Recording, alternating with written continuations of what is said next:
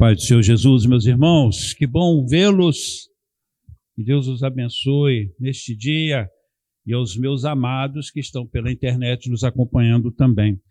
Amados, vamos abrir nossas Bíblias no livro de Jeremias, capítulo 45. Glória a Deus, aleluia. Acharam, meus irmãos? Amém. Diz assim as Sagradas Escrituras. Jeremias 45, a partir do verso 1. A palavra que Jeremias, o profeta, falou para Baruque, o filho de Nerias, quando ele escreveu estas palavras em um livro, da boca de Jeremias, no 4º ano de Jeoaquim, o filho de Josias, rei de Judá, dizendo: assim diz o Senhor, o Deus de Israel, para ti, ó Baruque.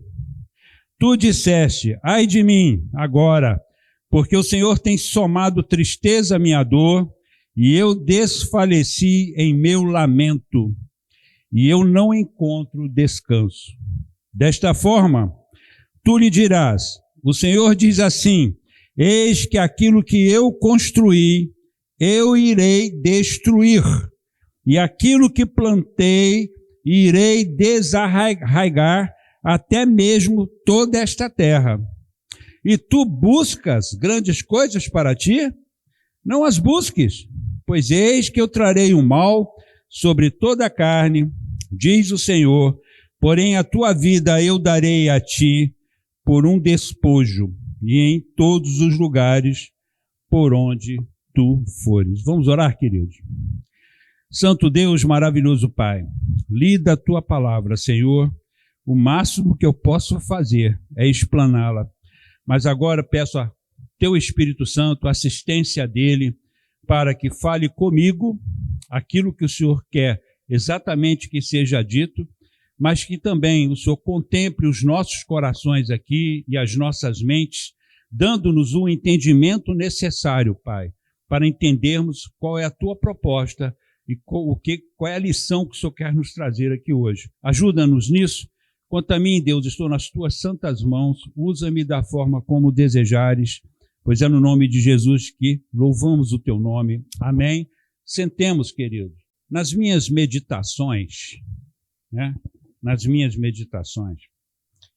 o Senhor falou comigo neste texto, e esta foi uma palavra que foi direta para mim, direta para o meu coração, e foi Deus que falou para mim. Mas tem um ditado no mundo que diz que aquilo que é bom, as boas coisas, você também compartilha com seus amigos. Não é isso? E aqui nós estamos compartilhando a palavra de Deus com vocês. E o que a gente vê aqui nesse pequeno texto, 5 versículos apenas? Qual é o contexto histórico desse período?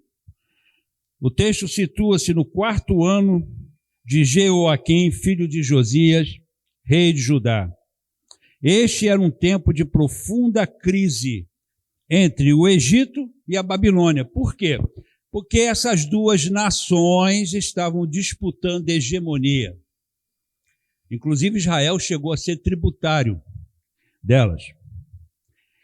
E Israel estava caminhando para um colapso moral muito grande e de apostasia também, porque estava abandonando os caminhos do Senhor. E o rei Jeoaquim, ele é lembrado nas Escrituras como um rei infiel que resistiu à palavra de Deus, chegando a queimar os rolos das profecias de Jeremias e a perseguir o profeta. Isso é interessante saber, queridos, porque nesse período Jeremias estava encarcerado. Deus usava ele, trazia a sua palavra através dele, mas quem retransmitia essa palavra era Baruque, e aí nós vamos entender melhor. E quem é esse camarada? Quem é Baruque? Baruque, ele vinha de uma família influente no governo de Judá.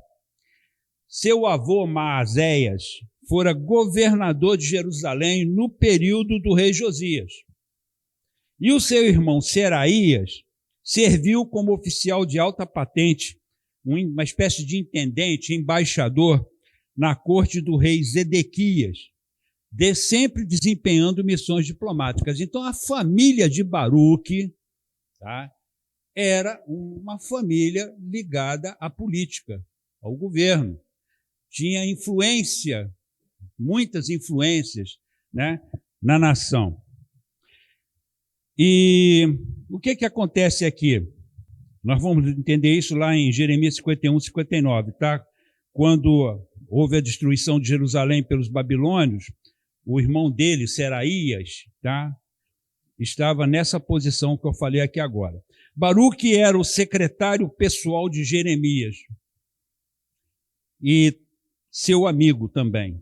Era o seu escriba, aquele que editou o livro que tem o nome do profeta. E como se fosse pouco, né, Jeremias, porque ele estava preso, como eu falei, né, nós temos aí Jeoaquim, manda prender, encarcera Jeremias por conta das profecias que ele estava trazendo, que era profecia de juízo, de que ia acontecer um juízo na nação. Aí, para calar a boca do camarada, tranca o cara. Então, o que Jeremias fazia? Ele ditava para Baruque, que era escriba, secretário, era um cara extremamente culto, né? Muito culto, inteligente, e ele escrevia aquilo que Jeremias falava. Aí ele pegava e falava assim: Baruque, agora você vai lá e transmite isso ao povo lá no templo, mas fala para os reis também. E isso vocês vão ver lá em Jeremias, capítulo 36, do verso 1 ao 32. Lá vocês vão entender todo esse trâmite que Baruque tinha por causa da função dele. E por conta disso, o que acontecia? Inúmeras oposições começaram a acontecer na vida de Baruque.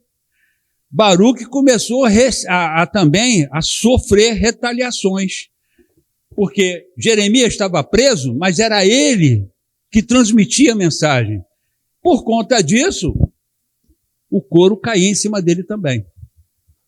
Então, vão começando a desenhar isso na mente de vocês, para vocês poderem entender aonde o Senhor quer que nós cheguemos nesta manhã, né?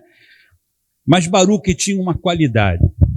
Ele era um homem fiel, fidelíssimo. Tudo aquilo que era lhe dado como missão, ele cumpria. Mas aí nós vamos nos deparar com o texto que nós lemos agora, não é isso? Nós vamos ler o texto, nós lemos o texto agora, e o texto, o que o texto fala? O texto diz que o nosso amigo Baruque estava entrando em uma fase depressiva muito grande, porque ele estava começando a sentir o peso de todas as responsabilidades que caíam sobre ele, mas muito mais ainda porque ele não compreendia essa missão que ele tinha, e ele se achava, vamos dizer assim, não é que ele fosse um cara arrogante, orgulhoso, mas ele achava que podia contribuir melhor lá dentro do palácio, fazendo o que o irmão dele fazia e fazendo o que o pai dele fazia, já que ele pertencia a uma família influente. Vocês estão acompanhando a história? Porque é importante que vocês entendam e façam essas ligações para poder entender onde o Senhor vai nos levar nessa manhã. Então, ele pensava o seguinte: poxa, eu posso servir melhor lá no palácio. Eu posso influenciar as pessoas melhor estando dentro do palácio. Era esse o pensamento dele. Então você soma esse desejo, que acaba se transformando numa frustração, porque não estava acontecendo, mas as retaliações que estavam vindo sobre ele. O camarada estava cercado, né? E aí, aqui no versículo 3, ele reclama. Ele reclama. Quer dizer, não ele reclamando, mas Deus falando para Jeremias, dizendo assim: Jeremias, chama Baruque aqui. Tem uma palavra para ele. E Deus repete para Baruque a oração que ele tinha feito, ou pelo menos o pensamento que ele estava tendo em relação a isso. Nós vamos entrar nisso agora. Então, esse é o contexto histórico, este é o personagem desta história, Baruque. Tá? Um camarada, não se fala tanto sobre ele, mas a experiência pela qual ele passou nos traz grandes lições, pelo menos 3, né? E é sobre isso que nós vamos ver agora, nesta manhã. Para entendermos melhor essa questão, tá, das missões, ou do contexto de missão do Baruque, lá em Jeremias 36, se vocês quiserem abrir lá, Jeremias 36, a partir do verso 1, nós vamos entender melhor isso. E aconteceu que no 4º ano de Jeoaquim, o filho de Josias, rei de Judá, que esta palavra veio até Jeremias da parte do Senhor, dizendo, veja bem, Jeremias é que é o profeta, é ele que recebe a revelação. Aí Deus falando para Jeremias, toma o rolo de um livro e escreve neste todas as palavras que eu tenho falado para ti contra Israel, e contra Judá, e contra todas as nações, desde o dia em que eu te falei, desde os dias de Josias até este dia. Deus está falando assim, escreve tudo que já foi falado para você sobre esta nação. Deus manda Jeremias registrar isso por escrito. Pode ser, aí veja bem, essa aqui é a expectativa de Deus. Pode ser que a casa de Judá ouça todo o mal que eu planejo fazer-lhes. Porque Deus está falando de juízo. Vou queimar tudo isso aqui. Vocês vão ser deportados. Deus não estava brincando, a nação estava se apostatando da fé. E aí, Deus continua aqui dizendo, para que eles possam se converter, cada homem de seu mau caminho, para que eu possa perdoar a sua iniquidade, o seu pecado. Deus estava tentando buscar na população arrependimento. Estavam tentando trazer esse povo de volta, Deus estava tentando trazer esse povo de volta para o caminho dele. Essa era a intenção de Deus ao mandar Jeremias fazer isso, registrar tudo. Aí o que Jeremias faz? Verso 4. Então Jeremias chamou Baruque, o filho de Nerias, e Baruque escreveu da boca de Jeremias, entenderam? Ele era o cara, o secretário. E Baruque escreveu da boca de Jeremias todas as palavras do Senhor que ele tinha falado sobre o rolo de um livro. Aí Jeremias chega para Baruque, depois que ele conclui a redação, e diz assim, e Jeremias ordenou a Baruque, dizendo, eu estou encarcerado, eu estou preso, não tenho como levar isso para o povo, né? Estou encarcerado, eu não posso ir à casa do Senhor. Aí ele diz para Baruque, portanto vai tu aos ouvidos do povo na casa do Senhor, no dia do jejum, e lê o rolo que escreveste da minha boca, as palavras do Senhor, e também tu as lerás aos ouvidos de todo Judá, que vem de suas cidades. Agora a expectativa de Jeremias. A primeira foi a expectativa de Deus.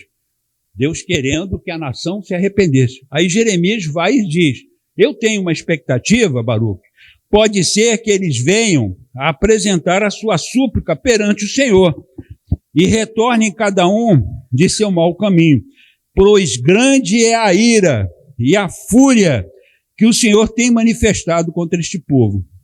E lá no verso 8 finaliza dizendo, e Baruque, o filho de Nerias, fez conforme tudo que Jeremias, o profeta, lhe ordenou, lendo o livro das palavras do Senhor, lendo o livro nas palavras do Senhor, na casa do Senhor. Mais para frente, ele vai lá nos príncipes de Judá e desce a lenha.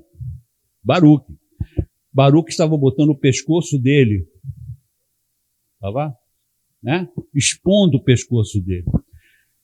Tudo isso pressionava ele. Ele tinha uma pressão muito grande sobre ele, porque ele estava vendo o povo se perdendo, ele era um homem de fé, ele cria que aquilo que Deus estava falando para Jeremias iria acontecer, é fato, vai acontecer. Ele estava vendo que o povo não estava se arrependendo. E, além do mais, tinha a pressão de que ele achava que podia servir melhor Deus lá no palácio. Com toda certeza, o pai e o irmão, poxa, cara, você tem um potencial muito maior do que virar menino de recado, de ficar sendo um secretáriozinho. Vem para o palácio, rapaz. Aqui você pode fazer muito mais. Tinha tudo isso na cabeça desse camarada. E quando ele, entre aspas, entra numa crise, né? Ele chega e expõe isso para Deus, pelo menos em pensamento. E aí que começam as nossas lições importantes para nós aqui. A experiência de Baruque nos traz 3 grandes lições, e o que se segue é apenas uma correção pastoral. Veja bem, Deus não está repreendendo Baruque. Ele está corrigindo Baruque pastoralmente.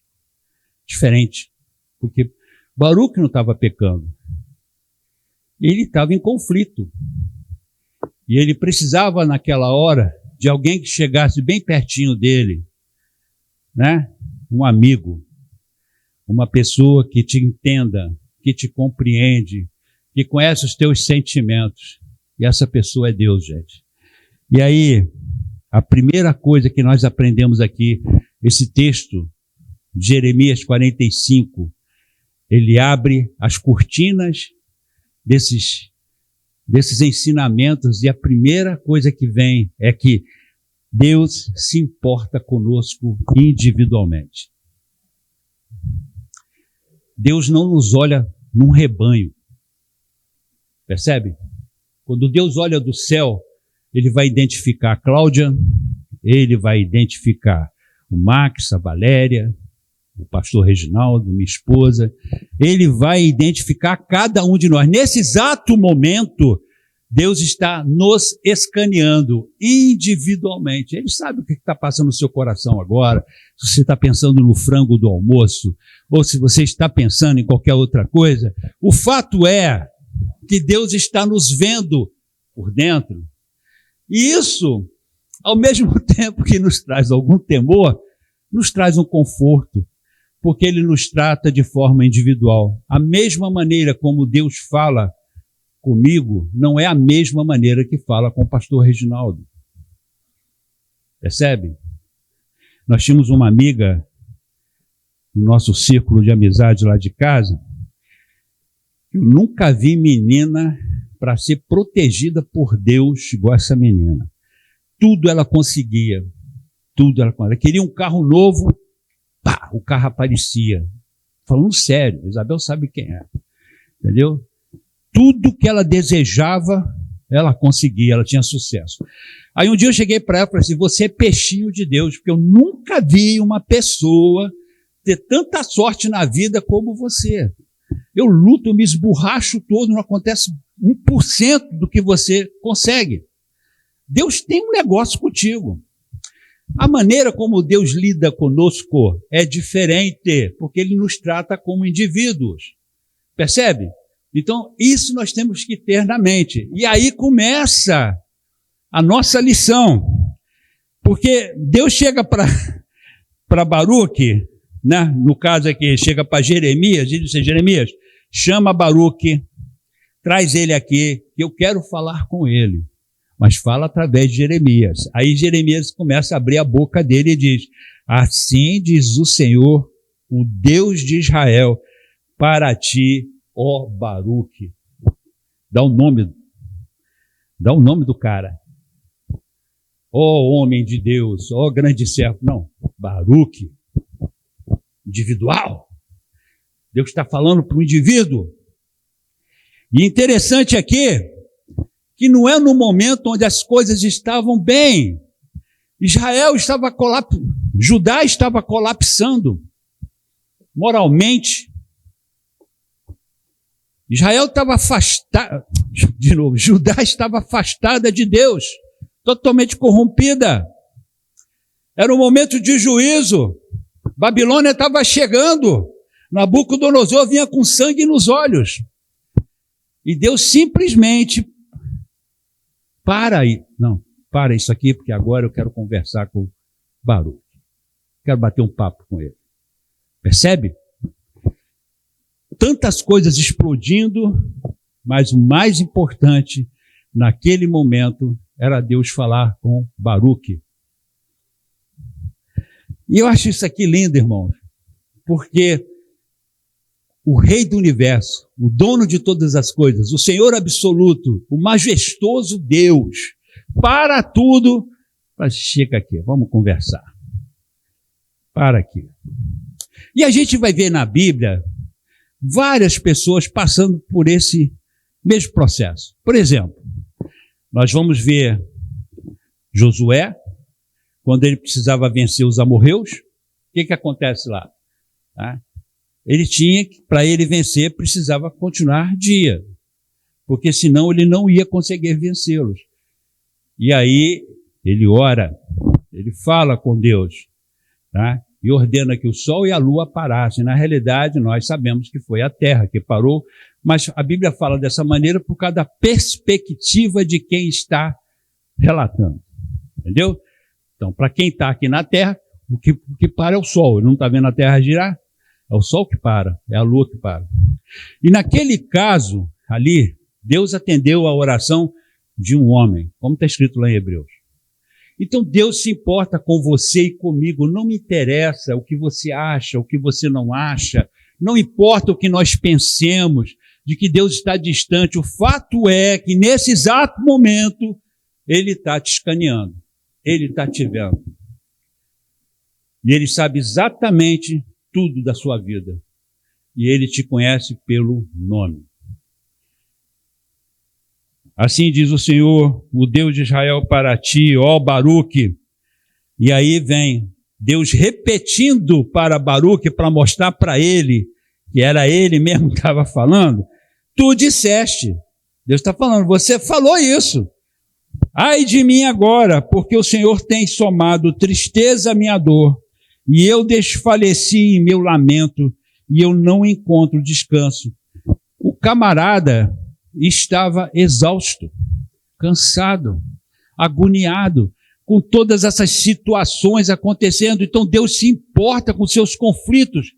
Embora ele tivesse aqui, digamos, com a sua mente um pouco embaçada, ele não estava conseguindo enxergar a realidade, Deus se preocupava com o pensamento dele, com aquilo que ele achava, com a perspectiva dele.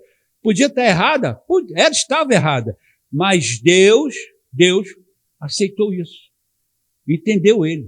Não criticou, não questionou. Apenas, você falou isso, camarada. Você esquece que eu ouvi você falar isso. Teve uma vez, estava numa situação muito, muito ruim. Era solteiro ainda. E eu estava orando. Eu falei, Deus, estava dando, Elias ali purinho. Sentei debaixo do zimbro, Deus, não sou melhor do que meus pais, me mata, me leva, me dá uma doença mortal, me leva para o hospital. Falei tudo isso para ele. Tá? Uma característica minha, tá? Eu discuto com Deus, muito, né? Melhorou bastante, né? Porque Deus era assim, ele trata comigo, porque se fosse para ele agir de acordo com as minhas palavras, ele teria me fulminado com um raio, eu teria virado um carvão, né? Carvão mesmo. Mas Deus não age assim. Ele é paciente, ele é longânimo, escuta as nossas abobrinhas. E como escuta? Tá? Sou prova disso, irmãos. Estou falando de algo que está na Bíblia e eu sou testemunha disso. Então eu falei isso.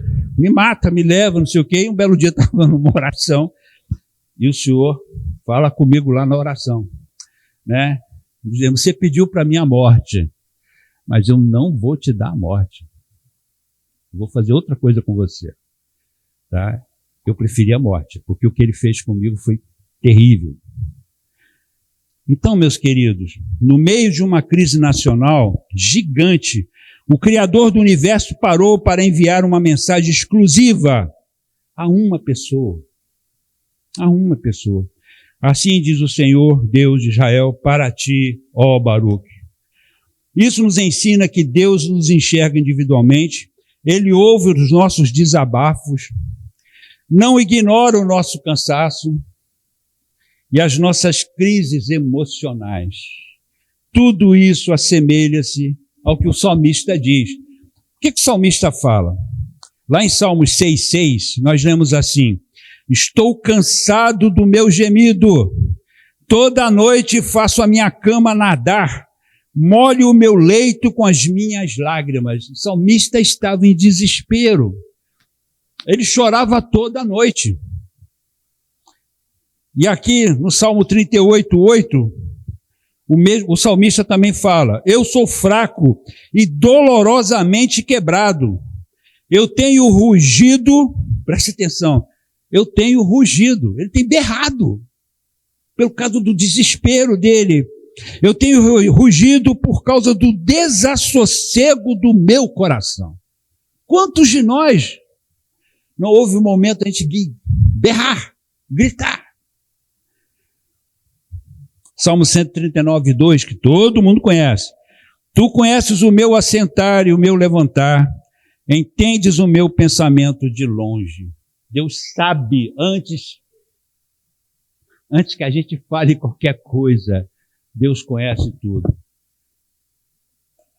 Então Deus abre a cortina, né, desse momento, falando assim: olha, primeiramente eu quero te dizer o seguinte, te conheço como pessoa, sei dos seus desejos, sei das suas frustrações, conheço tudo de você.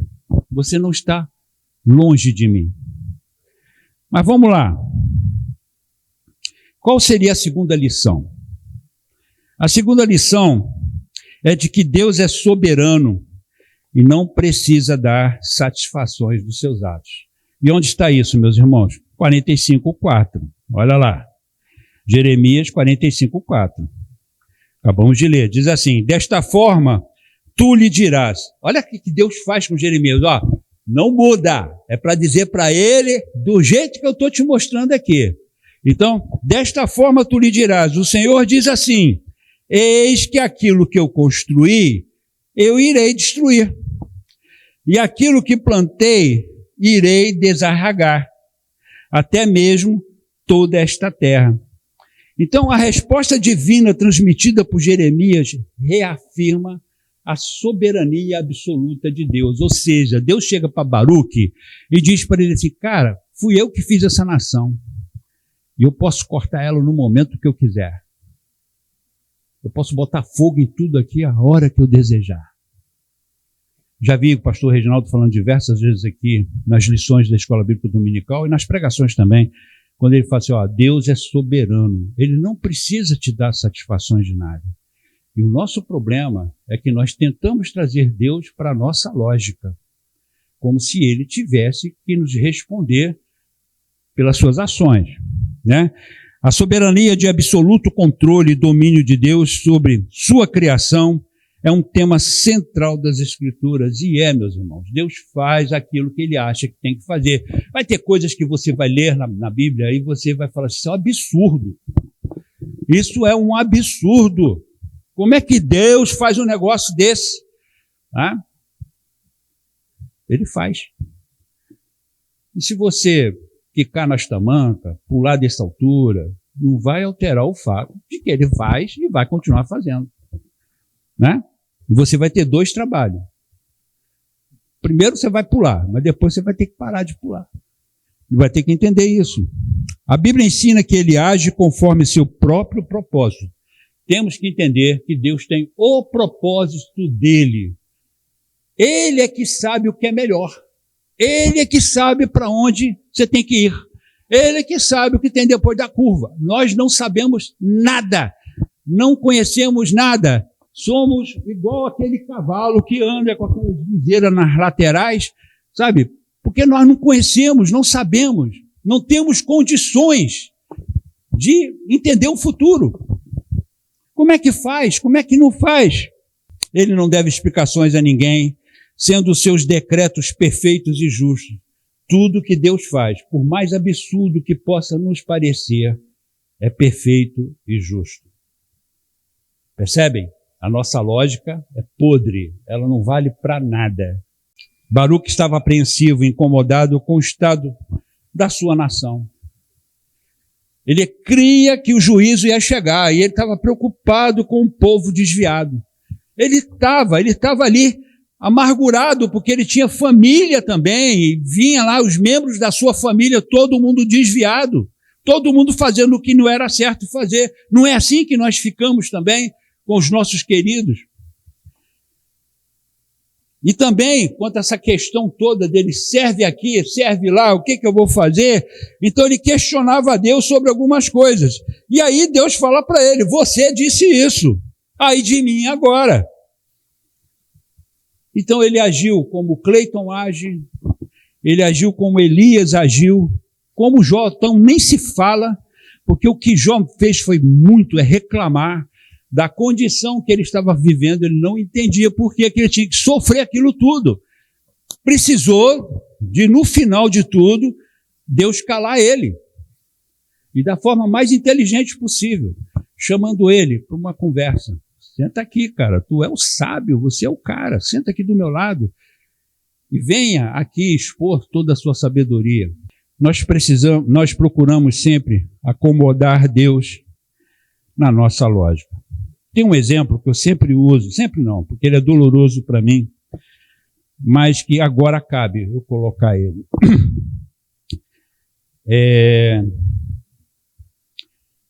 O que acontece, irmãos? Eu falei para vocês que eu sou um cara muito incisivo, ou era, pelo menos, com Deus em algumas coisas. E houve algumas situações na minha vida em que eu reclamei com ele de forma forte, mas houve uma muito especial na minha vida, que foi quando a minha mãe faleceu. Porque a minha mãe faleceu num acidente de carro aqui no Rio de Janeiro, né? Vocês já sabem, ali na Grajaú, Jacarepaguá. Eu cheguei ali logo depois do acidente, meia hora depois. Eu fui o único, né, que estava de pé ainda, porque meu pai e meu outro irmão, cada um num hospital diferente. Aí eu tive, na mesma hora, falei assim, bom, quem é que está mais machucado? É minha mãe, então vou priorizar ela. E aí eu acompanhei minha mãe, fiquei com ela até a hora que ela faleceu. E passei por todas aquelas situações que vocês já sabem. Foi uma coisa muito ruim, imagens que eu não vou esquecer nunca. Mas o que acontece, queridos? Depois que tudo terminou, né, eu fui questionar Deus. E me lembro direitinho que eu cheguei para Deus e falei assim, tinha que ser desse jeito? O senhor tinha que matar ela e matar ela do jeito que o senhor matou? É isso mesmo?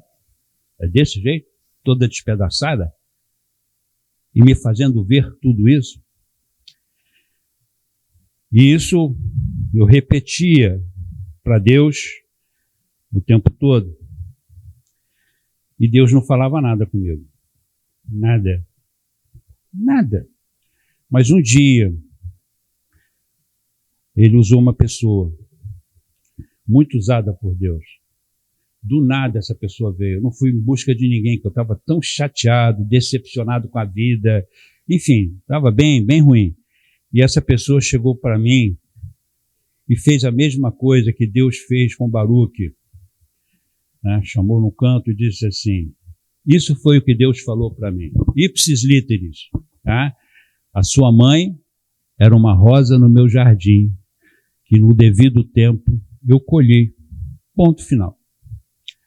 Não explicou mais nada, não falou mais nada, apenas disse assim, eu fiz assim porque eu quis fazer, ela era uma rosa e agora ela está comigo, no meu jardim aqui em cima. Acabou por aí. É importante que a gente entenda essa questão, meus irmãos, de que Deus não tem que nos dar satisfações para a gente poder passar para o terceiro e último ponto dessa mensagem.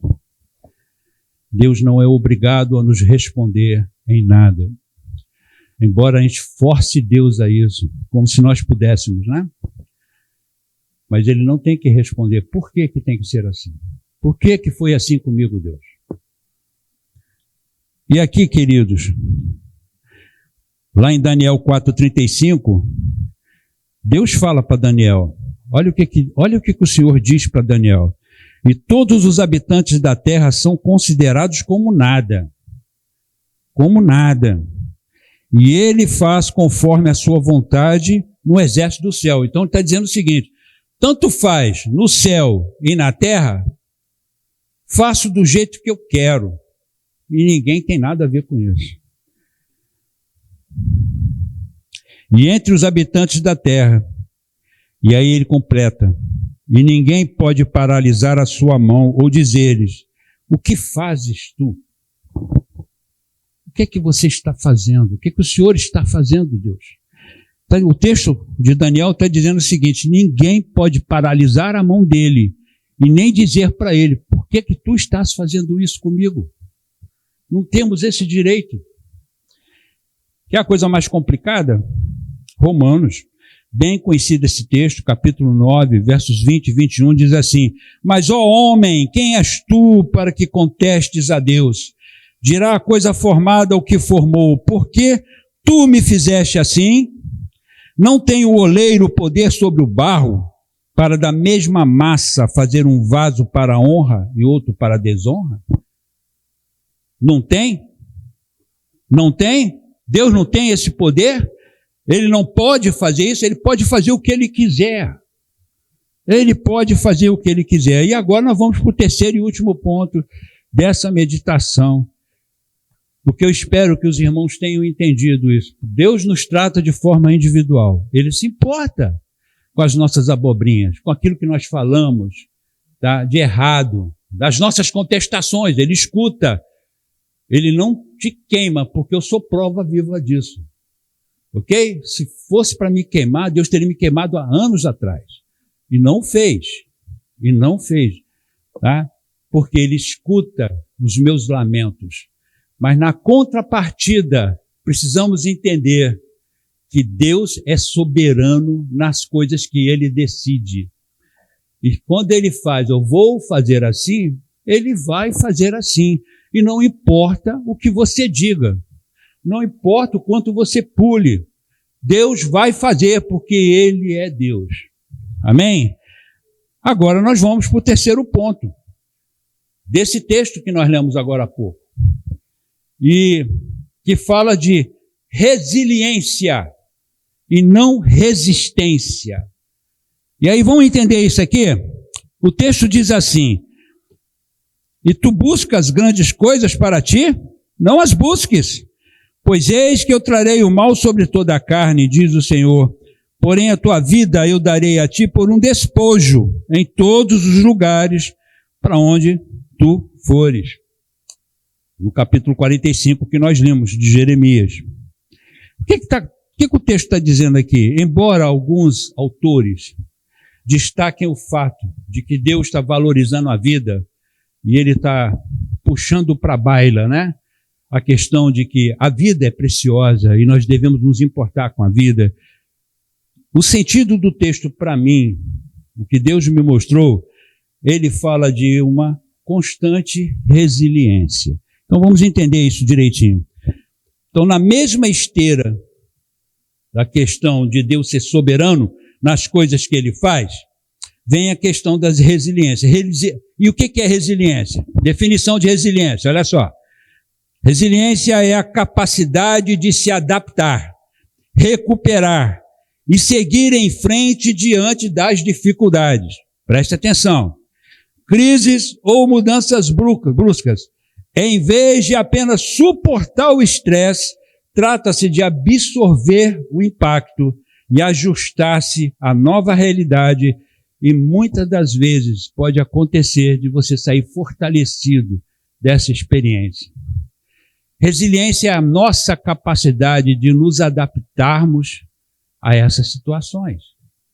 Quando Deus te coloca no cadinho, por exemplo, quando Ele começa a apertar as porcas do teu parafuso, deixar bem apertado, e aí você começa a discutir com Deus. Deus, igual eu falei, eu e Isabel, na nossa oração, né? Nós temos muitas orações interessantes, né? Quando eu falei na oração, isso já não é prova, isso é agressão física que o Senhor está fazendo conosco. Percebe? Estou falando para vocês o nível de a maneira como eu falo com Deus. Eu falava, não falo mais assim, porque Deus me deu um pouco mais de temor. Mas, na minha ignorância, eu falava assim. Então, a questão toda agora é o que Deus está mostrando aqui para Baruque e o que isso serve para nós. Resiliência não é comodismo. Resiliência não é conformismo. Resiliência é você receber de Deus uma direção que não vai vir de encontro ao seu desejo, tá? E você se adaptar a isso, mesmo contra a sua vontade.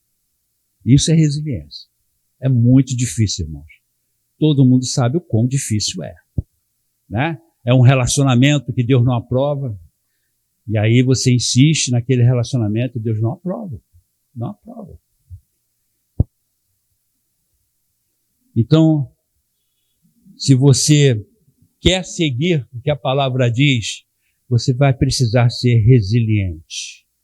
Se você quiser obedecer Deus ali, letra por letra, teremos que eu e você sermos resilientes.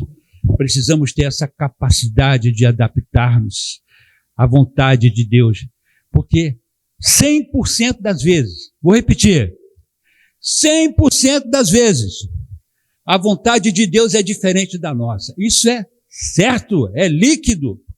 Deus vai querer que você faça uma coisa, você fala, mas Deus, não, isso não, vou fazer outra. Tá? Esse que é o ponto, porque a nossa natureza é ruim, já falamos sobre isso aqui. E ela tende para o mal, ela só quer fazer coisas erradas. Eu estava lendo hoje, antes de vir para a igreja, aquele texto de Romanos 7:25.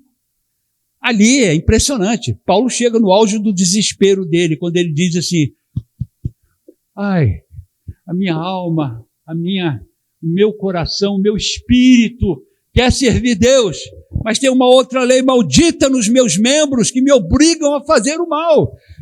Quem vai me livrar dessa morte, dessa coisa desesperadora de querer fazer a coisa certa, mas eu só faço a coisa errada? Aí vem Romanos 8. Onde ele nos responde, dê uma olhadinha lá, e vocês vão ver a forma como a gente entende isso. A questão toda é que é a nossa natureza, então ela sempre vai divergir da vontade de Deus. É o culto que eu não vou querer ir, é a oração que eu não quero participar, é qualquer outra coisa. São as prioridades da minha vida, que são diferentes das prioridades de Deus. Então preste atenção nisso, queridos. Em vez de você apenas suportar o estresse, absorva o impacto, né? E se adapte à realidade que Deus está te colocando. Esse que é o ponto, queridos. A vontade de Deus vai exigir de nós. Fico muito triste, para não dizer outra coisa, revoltado às vezes, quando ensinam para as pessoas que cristianismo é tudo de bom. É tudo de bom. É tudo de bom, sim, porque é o céu. Nós estamos falando da eternidade com Deus. Mas aqui na terra é muito difícil, é complicado. Muitas das vezes nós não queremos fazer. Por que não? Ou então a gente vem com aquela desculpa esfarrapada. Não é bem assim, você está entendendo. Tem um contexto nisso aí. A gente sempre dá uma desculpa. Mas a palavra é clara quando ela nos mostra essa verdade. E o nosso maior problema é quando precisamos ser resilientes diante das circunstâncias que Deus nos impõe e resolvemos resistir sua vontade. Porque todas as vezes que nós desobedecemos Deus em determinada matéria, estamos resistindo à vontade dele. Não é mera desobediência, é resistência. Você está dizendo para Deus, eu não vou fazer isso. Nós temos um bom exemplo disso na Bíblia. Jonas. Deus chega para Jonas e fala, vai lá nos assírios, lá em Nínive, vai lá pregar lá para aquela cidade, para que eles se arrependam. O que Jonas fez? Eu pregar para os assírios? Esse pessoal pega os inimigos, eles empalam o cara vivo. Sabe quem quer empalar, né? Botar o cara enfincado numa estaca, mas a estaca dentro dele. Né? Aí vocês podem imaginar como. Ou então, grudar uma pessoa morta, um cadáver, no corpo de alguém que está vivo, para que ele seja contaminado com a degradação do corpo morto. As maldades, os requintes de crueldade eram grandes, e ele viu isso no povo dele. Ele viu isso na nação dele, o que os assírios fizeram com os irmãos dele. Aí Deus chega para ele e fala assim, você vai lá, prega para eles se arrependerem. E aí ele diz para Deus, como é que é? Como é que é o negócio? Eu tenho que ir lá pregar para esses caras? Não, quero mais que eles morram. Se o senhor vai mandar fogo, manda um fogo ajustado, para dizimar mesmo. E ele foge da presença de Deus. E tudo aquilo que a gente conhece da história de Jonas foi por conta da resistência dele.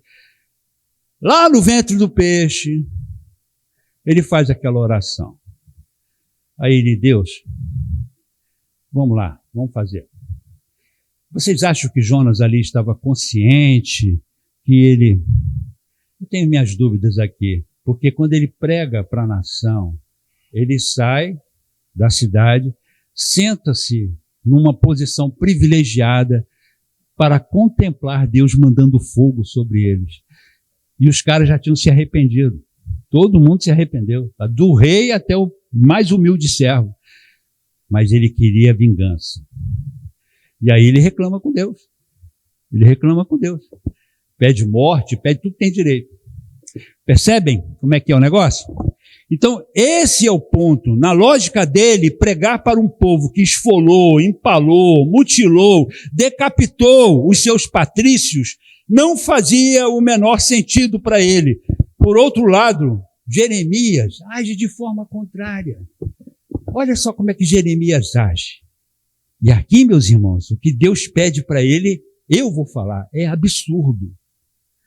Jeremias 16, abram lá, para vocês verem que eu não estou inventando aqui. Jeremias 16, nós vamos ler os versículos 2, o versículo 5, o versículo 8, eu já estou terminando, tá? Olha só. O que acontece ali com Jeremias? Jeremias recebe uma direção de Deus. E qual era essa direção? Deus chega para ele e fala assim, você não vai se casar. Você não vai se casar. Não importa se você tem sonhos de construir família, de ter esposa, de ter filhos, uma coisa natural de qualquer um de nós. Deus chega para Jeremias e diz, você não vai se casar. Mas tem mais na sua lista, coloca aí. Você não vai participar de festa nenhuma. Ele diz, você não vai frequentar banquete de ninguém. Você não vai na festa de ninguém. Você vai ficar fora disso. Mas tinha mais para piorar, né? E o que Deus fala para ele? Você não pode velar os mortos. Ou seja, se alguém da família dele morresse, ele não podia velar o seu morto. Isso Deus pediu para Jeremias. Pergunta se Jeremias bateu de frente com Deus, pergunta se Jeremias reclamou. Jeremias se adaptou. Jeremias se adaptou. Baruque estava em um momento muito difícil de sua vida, pois se por um lado, como um escriba fiel e portador da mensagem do profeta Jeremias, e isso tudo consumia as forças dele, por outro lado, a ideia de seguir uma carreira diplomática, a exemplo de seu pai e irmão na corte do rei, lhe agradava e muito. Pense bem nas propostas que na vida nós recebemos. Hein? Porém, Deus advertiu quanto a isso, mostrando-lhe que a destruição de Judá era inevitável. Ela viria, e que seu juízo viria sobre toda a nação. Baruque acata a instrução de Deus. Baruque, ele tem aquele momento onde ele não sabe o que vai fazer, ele tem aquele momento de conflito no coração dele, mas logo depois que ele recebe de Jeremias essa instrução vinda direta de Deus, com endereço para ele, ele acata isso, acata a instrução que o Senhor lhe deu e segue a sua vida se adaptando às tarefas como escriba de Jeremias. E Deus consola Baruque. Como? Baruque, a sua vida eu vou te dar como despojo. nada vai acontecer com você. Se você me obedecer, nada vai acontecer com você. Aí você vai falar assim, então Deus blindou ele. Deus colocou uma redoma de aço em cima dele, quando teve a invasão, nada aconteceu. Muito pelo contrário. Muito pelo contrário. Apareceu um camarada chamado Joanã, né? Que era um capitão lá qualquer do exército. Diz para o povo, embora Jeremias estivesse falando, ó, vamos nos submeter, vamos ficar quieto aqui, não vamos sair. O cara chega com o seguinte discurso, vamos embora para o Egito, todo mundo. Vamos embora para o Egito, vamos embora para o Egito. Vamos embora para o Egito. E tanto Jeremias quanto Baruque foram obrigados a irem para lá. Os dois. Eles foram obrigados, não foram de vontade própria. A questão toda, eu finalizo aqui, queridos, é que muitas das vezes nós desejamos Raquel, mas nós precisamos da Lia. Quando eu vi isso me quebrou. A gente quer Raquel. Raquel é bonitinha, Raquel é maravilhosa, Raquel é linda, mas vem a Lia para a nossa mão. É com a Lia que a gente vai ter que dormir. Desejamos Raquel, mas precisamos de Lia. Em 2 Crônicas 16:9, lemos assim, porque os olhos do Senhor, na parte A do versículo, tá? Porque os olhos do Senhor correm de um lado para o outro por toda a terra, para mostrar-se forte em lugar daqueles cujos corações são perfeitos. Irmãos, o que Deus está querendo nos ensinar hoje aqui é que nós precisamos entender essa questão de que Ele fala conosco individualmente, mas que Ele é soberano nas suas decisões. E quando essas decisões, com certeza, virão confrontando o nosso desejo, tá? Nós precisamos nos adaptar a isso e aceitar de bom grado. Com a conclusão que nós chegamos, irmãos, em suma, Jeremias 45 ensina que diante da transitoriedade da nossa vida e das coisas terrenas, o justo deve encontrar sua satisfação e segurança em Deus. É nele que estamos seguros. A nossa felicidade está nele, não está nas coisas que nós achamos, ok? Abandonando o desejo de glória pessoal para ser um instrumento nos propósitos eternos do Criador. O apóstolo Paulo, e esse aqui eu finalizo, porque é importante que nós entendamos isso. O apóstolo Paulo, embora tenha nascido em Tarso, na Cilícia, um grande centro cultural helênico, um grande centro cultural da filosofia grega, e mais tarde acabou sendo também educado por Gamaliel, um dos renomados e respeitados rabinos mestres da lei judaica. Ele diz o seguinte, olha o que ele diz. Com todo esse cabedal, um cara que falava não sei quantos idiomas, alguns falam que falava 3, 4 idiomas, tá? Culto. Ele conhecia a literatura grega como ninguém. Tanto é que naquela pregação lá diante dos filósofos de Atenas, ele usa trechos das literaturas deles. Então, um cara cultíssimo, podia ter entrado em qualquer lugar. Quem não queria ter um camarada como Paulo trabalhando ao seu lado? Aí ele diz essa pérola aqui em Filipenses 3:8, e na verdade tenho também por perda todas as coisas, pela excelência do conhecimento de Cristo meu Senhor, pelo qual sofri a perda de todas estas coisas, e as considero como esterco, expressão dura, para que possa ganhar a Cristo. E com isso ele chega ao final da sua vida com um grau de satisfação de fazer inveja a qualquer um de nós aqui. Agora, como é que ele chega lá? Ele chega extremamente doente. Alguns autores dizem que ele estava tuberculoso, abandonado pelos seus escudeiros fiéis, abandonado pela igreja, sozinho. E aí, meus irmãos, ele fala isso aqui em 2 Timóteo 4, 7-8. Combati o bom combate, terminei minha carreira, guardei a fé.